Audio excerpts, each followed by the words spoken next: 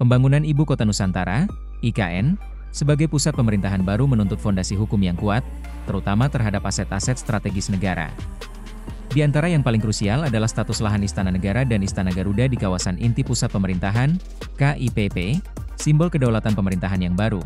Kepastian itu akhirnya diperoleh pada Oktober 2024, ketika pemerintah secara resmi menyerahkan sertifikat tanah Istana Negara dan Istana Garuda di hadapan Presiden RI periode 2014-2024, Joko Widodo. Penyerahan tersebut mengakhiri spekulasi panjang mengenai status hukum lahan di jantung IKN.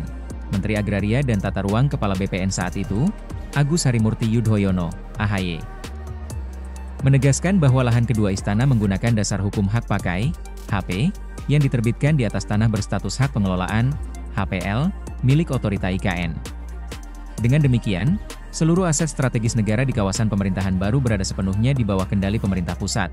Langkah ini penting karena hak pakai secara hukum menandai penggunaan tanah untuk kepentingan publik dan kenegaraan, berbeda dengan hak milik atau hak guna bangunan, HGB, yang lazim dipakai untuk kepentingan komersial. Dengan kata lain, pemerintah menegaskan tidak ada ruang bagi kepemilikan swasta dalam area yang menjadi pusat kekuasaan negara.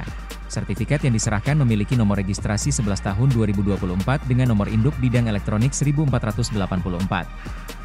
Seluas 56,87 hektar atau 568.705 meter persegi. Pemerintah Republik Indonesia, melalui Kementerian Sekretariat Negara, ditetapkan sebagai pemegang hak sah atas tanah tersebut.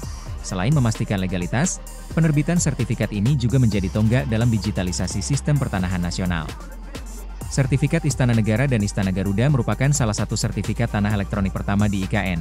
Sejalan dengan agenda Kementerian ATR BPN untuk mempercepat transformasi digital pertanahan dan mencegah terulangnya masalah sertifikat GAN.